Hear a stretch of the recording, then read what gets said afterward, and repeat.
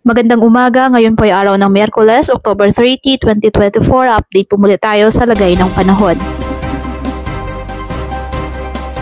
Bagyong Leon, patuloy po ngayon na minomonitor at patuloy po ang kanyang paglakas. At ayon sa Pag-asa, posible itong magiging super typhoon sa araw ng Huwebes bago ito lumapit o tumama sa Batanes. Mga pagbugso-bugsong ulan at hangin ramdam na po sa maraming lugar. Taglay ngayon ng bagyo, ang lakas ng hangin na 150 km per hour malapit sa sentro at may pagbugsong hangin umaabot sa 185 km per hour. Kumikilos west-northwestward.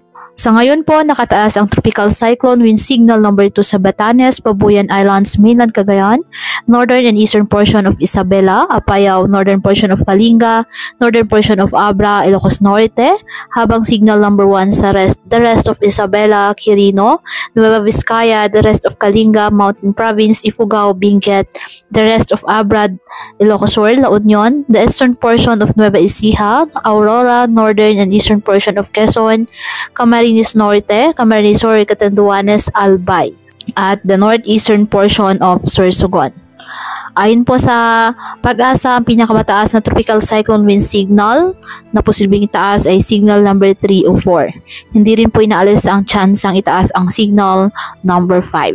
Ang Bagyong Leon ay inaasang gagalaw sa direksyong northwestward hanggang po sa maglandfall ito sa eastern Taiwan sa Huwebes ng hapon o gabi.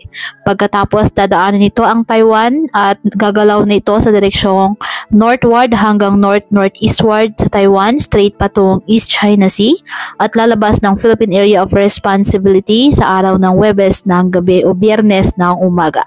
Hindi rin po inaalis ang chance ang maglandfall sa China. Inaasang pinakamalapit sa Batanes ang Bagyong Leon sa pagitan ng Huwebes ng madaling araw at tanghali at hindi rin po inaalis ang posibilidad na maglandfall ito sa nasabing probinsya. Tumaas din po ang tsansa na lalo pang lalakas ito at maging isa sa super typhoon habang lumalapit sa Batanes. Pinapayuhan po ang lahat ng ating mga kababayan sa mga lugar na maapektuhan ng Bagyong Leon na maghanda, mag-ingat sa posibleng mga pagbaha at pagguho ng lupa at mag-antabay po sa mga iba pang updates hinggil sa lagay ng panahon.